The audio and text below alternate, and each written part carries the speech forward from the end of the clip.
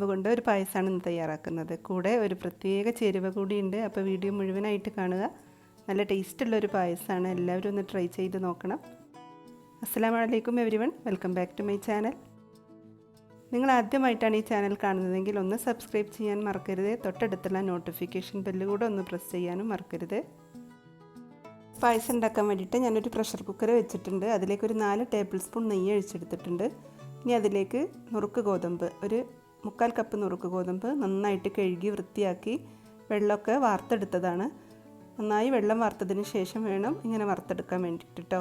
എന്നിട്ടിത് നന്നായിട്ടൊന്ന് ഇളക്കി കൊടുക്കുക. ഇനി ഇതിലേക്ക് ഒരു 1/4 കപ്പ് ഓട്സാണ് ചേർത്ത് കൊടുക്കുന്നത്. പിന്നീട് ഒരു 1/4 കപ്പ് സാബൂനരി, അത് നന്നായിട്ട് ഇതുപോലെ ഒരു 10 മിനിറ്റ് ഒന്ന് കുതിർത്തിട്ട് നന്നായിട്ട് തിരുമ്മി കഴുകി അതിൻ്റെ പശയൊക്കെ കളഞ്ഞതിന് ശേഷമാണ് നമ്മൾ ചേർത്ത് കൊടുക്കുന്നത്. എന്നിട്ട് നല്ലപോലെ ഒന്ന് വറുത്തെടുക്കുക. ചെറിയ തീയിലിട്ടിട്ട് വറുക്കാൻ പ്രത്യേകം ശ്രദ്ധിക്കണം. ഇപ്പം നന്നായി വറുത്ത് കിട്ടിയിട്ടുണ്ട്. ഇനി ഇതിലേക്ക് നമുക്ക് 2 പാലും 3 പാലും കൂടെ മിക്സ് ചെയ്തിട്ട് ഒഴിച്ചെടുക്കാം. നമുക്ക് വേവാൻ ആവശ്യമായ രീതിയിൽ അല്പം വെള്ളം കൂടെ അതിൽ മിക്സ് ചെയ്തിട്ട് വേണമെങ്കിൽ ഒഴിച്ചെടുക്കുക. ചെറിയ തീയിൽ പ്രഷർ കുക്കറിൽ അടച്ചു വെച്ചിട്ടാണ് വേവിക്കേണ്ടത്. ഒരു 2 വിസിൽ അടിക്കുമ്പോഴേക്കും നമുക്ക് പാകത്തിനുള്ള വേവായി കിട്ടും. പ്രഷറൊക്കെ പോയി നമുക്കിത് തുറക്കാം. പാകത്തിന് വെന്ത് കിട്ടിയിട്ടുണ്ട്. ഇനി ഇതിലേക്ക് ഒരു 400 ഗ്രാം ശർക്കര ഉരുക്കിയത് ചേർത്തിട്ട് നന്നായിട്ടൊന്ന് വരട്ടി കൊടുക്കണം. ഈ ശർക്കരപ്പാവ് ചേർത്ത ഉടനെ തേങ്ങാപ്പാൽ ചേർക്കരുത്. ശർക്കരപ്പാവിൽ നമ്മുടെ ഗോതമ്പ് നന്നായിട്ട് വരട്ടിയെടുക്കണം. നല്ലപോലെ ഒന്ന് മിക്സ് ചെയ്ത് കൊടുക്കുക. ഇനി ഇതിലേക്ക് ഏലക്കാപ്പൊടി ഒരു 3/4 ടീസ്പൂൺ ചേർത്ത് കൊടുക്കുക. അതുപോലെ തന്നെ ഒരു നുള്ളുപ്പ്, നമുക്ക് മധുരമൊക്കെ ഒന്ന് ബാലൻസ് ചെയ്യാൻ വേണ്ടിയിട്ട് ഒരു നുള്ള ഉപ്പും കൂടെ ചേർത്ത് കൊടുക്കാം. എന്നിട്ട് നല്ലപോലെ ചെറിയ തീയിലിട്ടിട്ട് ഒന്ന് നന്നായിട്ട് വരട്ടിയെടുക്കണം.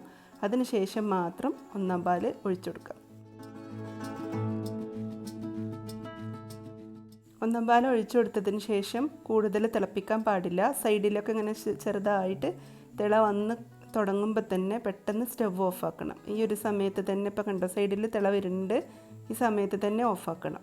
അതല്ലെങ്കിൽ നമ്മളുടെ പായസത്തിൻ്റെ ടെക്സ്ചർ മാറുള്ളൂ. തേങ്ങാപ്പാൽ ഇങ്ങനെ ഒരു പിരിഞ്ഞ പോലെ ഉണ്ടാവുകയുള്ളൂ. ഇപ്പോൾ ഇത് കറക്റ്റ് പാകമാണ്. അപ്പോൾ ഇനി കൂടുതൽ തിക്നെസ് വേണ്ടാന്നുണ്ടെങ്കിൽ നിങ്ങൾക്ക് ഒരല്പം ചൂടുവെള്ളം ഒഴിച്ചു കൊടുക്കാം കേട്ടോ. ഇനി ഒരു ചട്ടിയിലേക്ക് 2 ടീസ്പൂൺ നെയ്യ് ചേർത്തെടുക്കാം. ഇനി ഇതിലേക്ക് നമുക്ക് തേങ്ങാക്കൊത്തൊന്ന് വറുത്തെടുക്കാം. അതുപോലെ അണ്ടിപ്പരിപ്പും മുന്തിരി കൂടെ ചേർത്തെടുക്കാം. അതിലേക്ക് ഏലക്കായും ചുക്കും പൊടിച്ചതൊരല്പം കൂടെ ചേർത്തെടുക്കാം.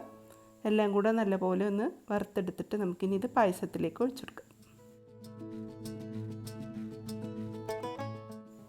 വളരെ പെട്ടെന്ന് തയ്യാറാക്കിയെടുക്കുക. അതുപോലെ നല്ലൊരു ടേസ്റ്റുള്ള പായസമാണ്. ആ ഓട്സ് ചേർക്കുമ്പോൾ തന്നെ നമ്മുടെ പായസത്തിന് നല്ലൊരു ടെക്സ്ചർ കിട്ടും. അപ്പോൾ എല്ലാവരും നുറുക്ക് ഗോതമ്പ് പായസം ഉണ്ടാക്കുമ്പോൾ ഒരല്പം ഓട്സ് ചേർക്കാൻ മറക്കരുത്. എല്ലാവരും ഈ ഒരു പെരുന്നാളിന് ഇതൊന്ന് ട്രൈ ചെയ്ത് നോക്കുക. വീഡിയോ ഇഷ്ടമായാൽ നിങ്ങളുടെ അഭിപ്രായങ്ങൾ അറിയിക്കാൻ മറക്കരുത്. നിങ്ങൾക്ക് ഇഷ്ടമായാൽ ഷെയർ ചെയ്ത് കൊടുക്കാനും മറക്കരുത്. അതുപോലെ വീഡിയോ ലൈക്ക് ചെയ്യാനും മറക്കരുത്. Thank you for watching my channel. ഇൻഷാ അല്ലാഹ് മറ്റൊരു റെസിപ്പിയുമായി കാണാം. അതുവരേക്കും ബൈ. അസ്സലാമു അലൈക്കും.